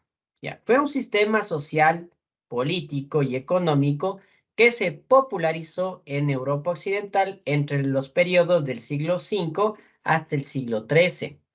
Este sistema consistía básicamente como un contrato entre dos personas, en la cual estaba el señor feudal, que era el dueño de las tierras, y el campesino, también conocido como vasallo, quien trabajaba las tierras del señor feudal a cambio de protección y comida para él y toda su familia. Entonces, de esa manera trabajaba el feudalismo. Es muy parecido al guasipungo. Cuando ya llegaron los europeos a territorio americano, impusieron lo que es el guasipungo, basado en el feudalismo, donde igual el dueño de las tierras, que era en este caso el español o el europeo, daba tierras a las personas para que trabajen y una mínima cantidad del terreno también lo daba a su trabajador para que él pudiera vivir, pudiera cultivar, pero a cambio de eso el dueño de las tierras pues le daba protección, le daba comida a él y a toda su familia. Ahora, ¿de dónde proviene la palabra feudalismo? Esta palabra proviene de la organización más básica que se dio durante la Edad Media, el feudo. Entonces, feudalismo proviene de la palabra feudo. Como podemos ver nosotros aquí en la imagen, voy a hacer un zoom. Mire, el feudo viene a ser el rey, que es el dueño de todas las tierras. Entonces, él brinda una pequeña porción de tierra a sus pobladores para que puedan cultivar, para que puedan criar sus animales, y a cambio de ello, pues les brindan protección, ¿sí? Entonces, ahora, ¿cómo el feudalismo crecía o iba avanzando con respecto a los territorios? Mediante las conquistas. Es por eso que podemos ver aquí a nosotros a los caballeros. Habían las famosísimas guerras en las cuales se conquistaban los territorios y por ende el monarca también crecía, no solo de forma económica, sino también en poder y en territorio. ¿Cuál es el origen del feudalismo? Tras la caída del Imperio Romano, debido a las incursiones bárbaras, muchos territorios quedaron a la deriva y se empezó a vivir una época de grandes guerras y sobre todo muy violentas. Los reyes y dueños de las tierras contaban en sus territorios con grandes extensiones de tierra y poderío militar para poder defenderlas de cualquier invasión. Por otro lado, también estaban los campesinos, quienes eran libres, ya no eran esclavos, y que no poseían tierras, pero estaban sin un sustento para poder mantenerse. Entonces, al darse cuenta de que ya no podían nuevamente esclavizarlos, inició ya el feudalismo, es decir, el rey les otorgaba a ellos sectores de tierra a cambio de comida y protección, como ya habíamos hablado, y estos trabajaban para el rey, como podemos nosotros visualizar en la imagen que tenemos en el lado derecho. ¿Sí? Entonces aquí tenemos aquí los monarcas o los dueños de las tierras y pues trabajaban las personas a cambio de un plato de comida y de protección. Esta necesidad llevó a los campesinos a convertirse en siervos del rey. Frente a estas peticiones, el rey les ofreció una porción de tierra para trabajarla, a la cual le llamamos feudo, a cambio de que ellos le prestaran sus servicios para el reino. Los campesinos, que ahora se los conoce como siervos del rey, debían trabajar las tierras y pagar impuestos al señor feudal, es decir, al propietario de las tierras. Además de que le debían fidelidad y estaban en la obligación de apoyarlo militarmente en el caso de que sea necesario. A esto se le conoció como el vasallaje y así nació lo que conocemos como el feudalismo. Mire, entonces, en la época feudal, la organización social estaba determinada de esta manera. El rey, máxima autoridad, los nobles, que en este caso venían a ser los consejeros del rey, los caballeros, etc. El clero, que estaba basado en lo que es la religión, la iglesia, ¿no? Y en la parte final de toda esta jerarquía, pues estaban los campesinos, que como ya habíamos leído aquí en esta información, eran siervos del rey y le debían a ellos pues prácticamente fidelidad y cuando en el caso de que existiera alguna situación donde se requieren militares, pues ellos también eran reclutados. Fin de la Edad Media. Para entonces, el modo de producción feudal se había ya estabilizado. Los señores ya recibían su renta, impuestos que se acumulaban en mano de los feudales, estos que gastaban en artículos de lujo que adquirían en las ciudades.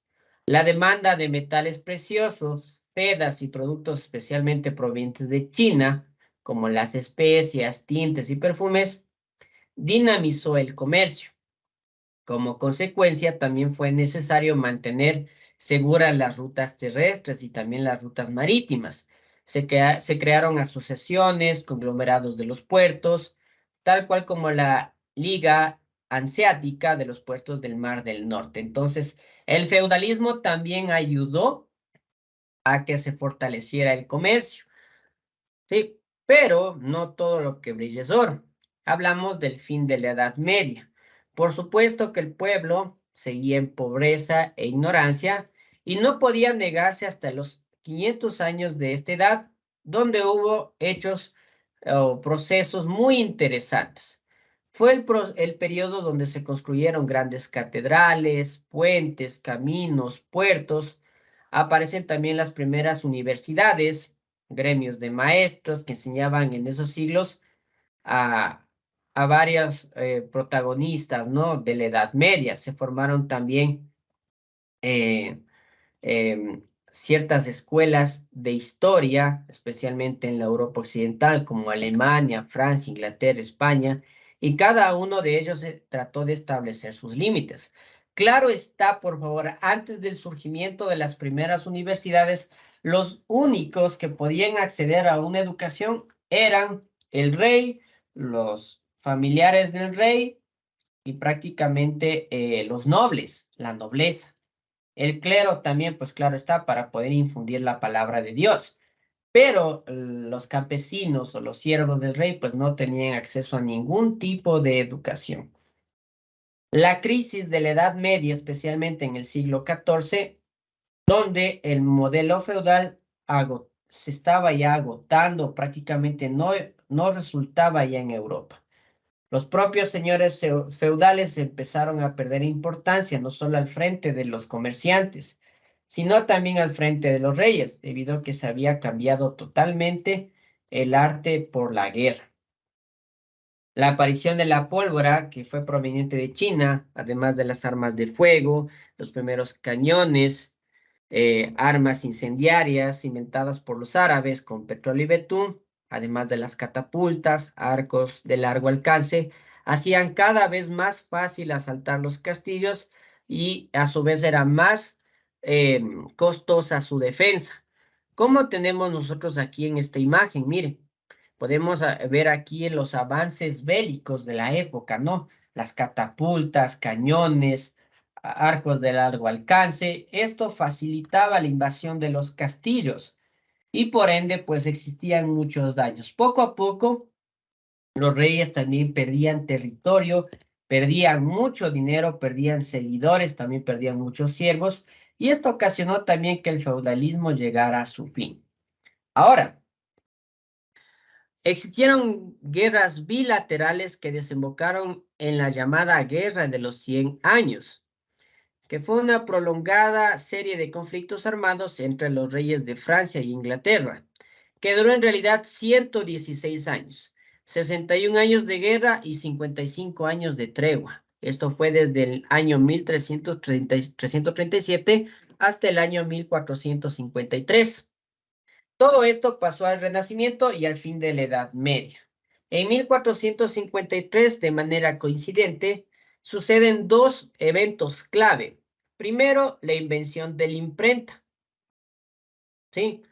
Quien creó, pues, Johannes Gutenberg, ¿no? Quien imprime 150 Biblias con tipos que semejan a las letras de los copistas que hacían a mano. Entonces, mire, el primer invento, la imprenta de Gutenberg, ¿sí? Y así imprimieron las 150 primeras Biblias. Otros sucesos que marcan el fin del Imperio Romano de Oriente y el principio del fin de la Edad Media en Europa llegaría efectivamente con la coincidencia de los acontecimientos en 1492, es decir, la caída de Granada conquistada por los reyes católicos y el descubrimiento europeo de América por Cristóbal Colón. Entonces, estos dos hechos importantes, ¿no? En 1453 surge la imprenta de Gutenberg, ¿sí? Eventos ya finales de la Edad Media, y también con este evento, 1492, el descubrimiento de América por Cristóbal Colón, da como finalizado este evento o esta era de la Edad Media. A raíz de esto, pues surgen muchas guerras, como podemos ver nosotros en esta imagen, ¿sí? Era una época de mucho caos, mucha violencia, inestabilidad económica, además de la aparición de ciertas enfermedades también que atacó de forma fuerte a la parte de Europa, lo que dio como finalizado pues el feudalismo y también la Edad Media. Ya, la actividad para octavo año se encuentra en la página 99, actividad semana número 7. ¿En qué consiste la actividad? Dice, dibuja los símbolos con los que se puede identificar el cristianismo. Ya. Bueno, el día de hoy nosotros hablamos sobre el feudalismo, ¿no? Pero esta tarea tiene que ver un poquito más con la actividad de la semana, con la teoría de la semana anterior, cuando hablamos sobre las religiones. Entonces usted va a indagar en internet los símbolos que identifican al cristianismo, le dibuja los tres. Esa es la primera parte. 2. Mediante un mapa mental registra las características del cristianismo, tomando en cuenta los orígenes, los cristianos en Roma y la legalización del cristianismo. Esto también usted va a consultarlo, ¿sí? El mapa mental maneja imágenes. Usted va a buscar en el Google ejemplos de mapa mental y con la información que usted consiga del cristianismo, los temas que está ahí, usted representa su mapa mental. Entonces, lo puede hacer este deber a mano o a computadora, no hay ningún problema. Los datos de mi persona lo tiene aquí, el horario de atención y enviar esta tarea a Bienestar Estudiantil hasta el próximo día viernes. Listo. Finalizamos la clase de octavo año y comenzamos con la clase de noveno año. Reitero mis saludos, estimados y estimadas estudiantes, sean bienvenidos a su clase de Ciencias Sociales de noveno año, semana número 7. Reitero mis bienvenidas. Muy bien, lo que nosotros vamos a trabajar en esta semana son las revoluciones políticas de Europa. Hablaremos sobre los antecedentes de la Revolución Francesa, breve cronología, de la Revolución Francesa y cuáles fueron las consecuencias de la misma. Muy bien, hablemos primero de las revoluciones políticas en Europa. Al periodo que va de 1770 y 1820 se lo ha denominado la era de las revoluciones. Ojo, esto puede estar en su examen quimestral, ¿sí? Una revolución produce una sustitución violenta en la que las personas que están en el poder se cambia el sistema político, económico y social. Es decir, existe una revolución total. En Europa, la más profunda de estas revoluciones fue la Revolución Francesa. Entonces, desde 1770 a 1820, en Europa existieron muchas revoluciones, antecedentes de la Revolución Francesa. La desigual distribución de la riqueza y del poder entre los estados o los estamentos de la sociedad francesa se agudizó en el siglo XIII. Muy bien, esto quiere decir que el poder estaba distribuido a cierto grupo privilegiado del imperio francés.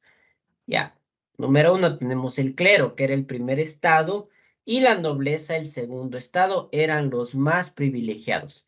Estos no pagaban impuestos, poseían, la mayor parte de las tierras, recibían tasas y limonas por parte de los campesinos, y el tercer estado o estado llano carecía de privilegios y debía pagar impuestos. Entonces, el clero, que es la religión, ¿no? ¿Sí? Sacerdotes, etc. Y la nobleza, estos dos no pagaban impuestos, tenían la mayor cantidad de dinero, tierras, etcétera, y tenían que recibir los impuestos de los campesinos. Los campesinos pertenecían al tercer estado o o el estado llano que se le conocía, y pues prácticamente ellos pagaban todo tipo de impuestos. En el caso del tercer estado o el estado llano, era un grupo muy diverso, desde los más pobres, ¿sí? Ahora, los burgueses eran los más ricos, ¿sí? Los quienes tenían la mayor cantidad de dinero. La situación se agravó en la década de los 1780, tras una serie de malas cosechas, lo que produjo una subida de precios, en especialmente el pan. Y esto provocó revueltas populares. Entonces, la cosecha no fue muy buena por la escasez de productos, pues se alzó el precio de estos productos y por ende, pues especialmente el pan, lo que provocó pues eh, una revolución. Aquí nosotros podemos ver una imagen, ¿no? Aquí tenemos el ejército francés haciendo la revolución en el Imperio francés, debido a que era muy injusto el trato, ¿no? Entre los burgueses calaban las ideas de Ilustración, un movimiento de pensadores que aplicaban la razón. Creían en la dignidad de los seres humanos, además afirmaban que el verdadero soberano era el pueblo y proponían la separación de los tres poderes en ejecutivo, legislativo y judicial, y la igualdad de los ciudadanos ante la ley, aboliendo todos los privilegios. Estos fueron los principios que dieron el punto de partida a la Revolución Francesa. Ya se hablaba de la dignidad de los seres humanos. También hablaba de que el pueblo era el verdadero soberano. Y para evitar que las riquezas o el poder se dividiera de forma desigual, ellos idearon separar todo ese poder en tres poderes: el ejecutivo, legislativo y judicial. Y hablamos también ya de igualdad de los ciudadanos ante la ley, evitar privilegios. Mire, ¿qué significa esto?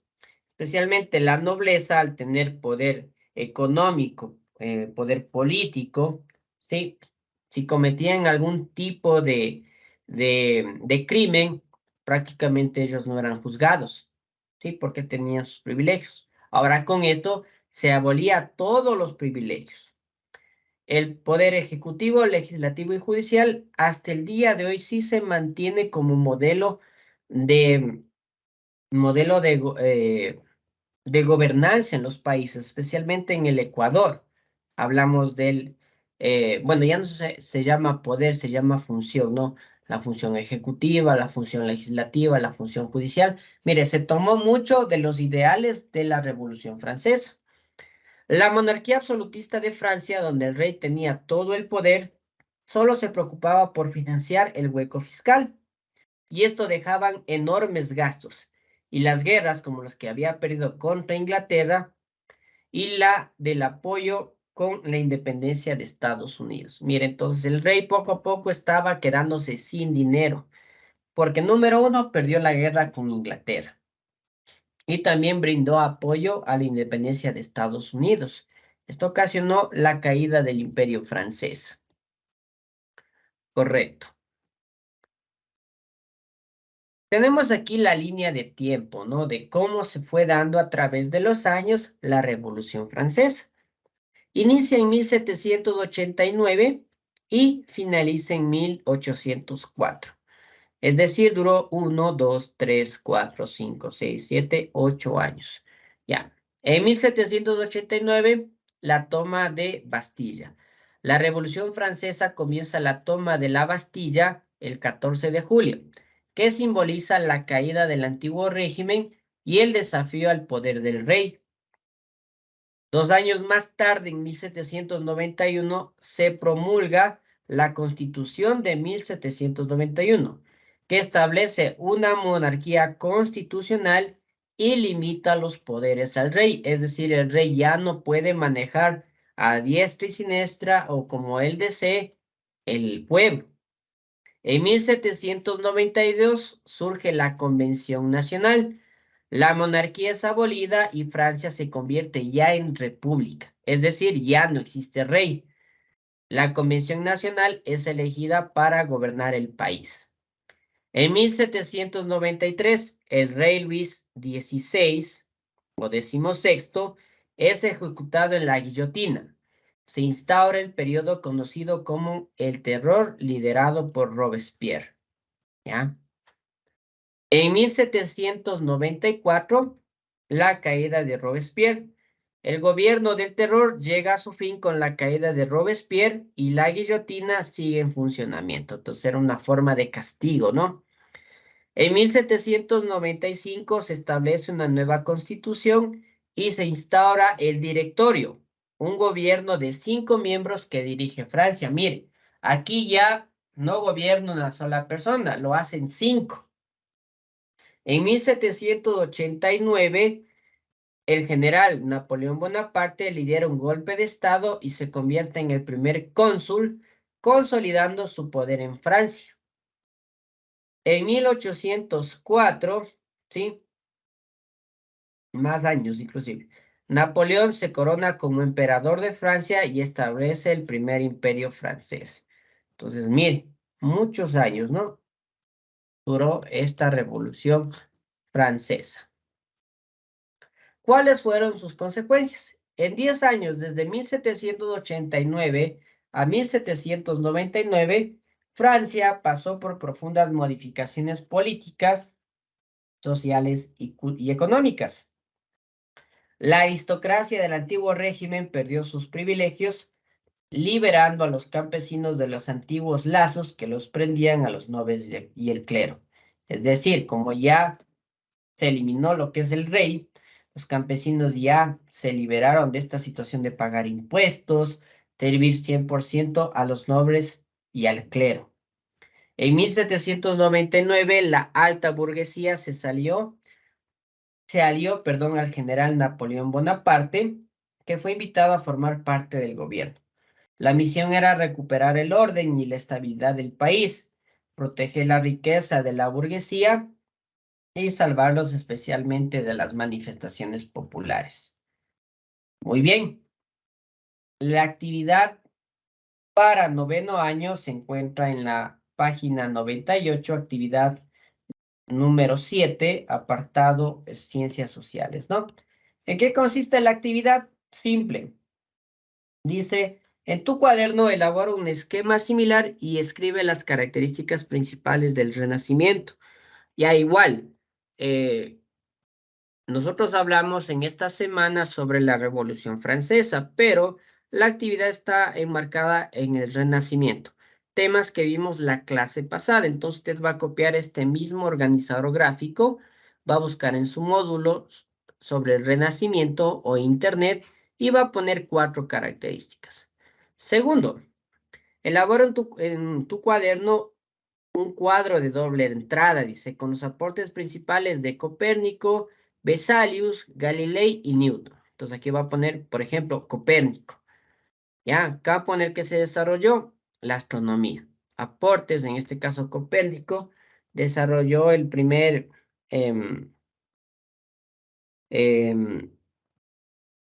Copérnico. Fue matemático, sí, fue matemático y habló sobre términos de mecánica cuántica. Los libros, bueno, este va a consultar y la nacionalidad.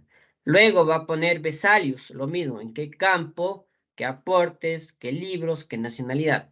Galilei, lo mismo, entonces va a hacer un cuadro de cuatro personajes, ¿no? Aquí va a estar Copérnico, luego va a estar Vesalius, luego Galilei y luego Newton, ¿sí? Newton en este caso, pues se desarrolló en el campo de la ley gravitacional o la ley de la gravedad, ¿no? Igual va a investigar usted de qué país proviene. Ya, entonces, esa es la actividad para esta semana, para noveno año. Sí, requiere usted un poquito más de investigación en este caso. Correcto. Los datos son los mismos, el horario de atención se mantiene. Puede escribir usted en ese espacio. Recuerde enviar sus deberes a Bienestar Estudiantil hasta la próxima semana. Muy bien, vamos al aprendizaje. La pregunta para octavo. Fue un sistema social, político y económico que se popularizó en Europa Occidental entre el periodo de los siglos X al siglo XIII. Esto es para octavo. ¿Feudalismo o islamismo?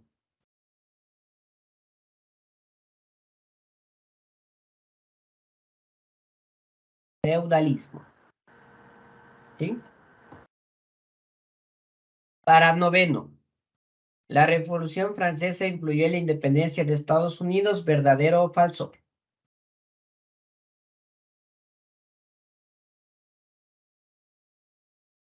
Es verdadero. Luego de que Francia perdiera la guerra con Inglaterra, quedó devastada económicamente, pero aún así apoyó a la independencia de Estados Unidos. Y bueno, y el resto de situaciones, ya que hablamos de la Revolución Francesa, también influyó en esta situación. Para finalizar, quiero compartir esta frase. Un libro es como un jardín que se puede llevar en el bolsillo. Proverbio chino. Muchas gracias por su atención. En este momento voy a dejar de grabar y dejar de compartir para responder alguna inquietud o duda en el caso de que exista.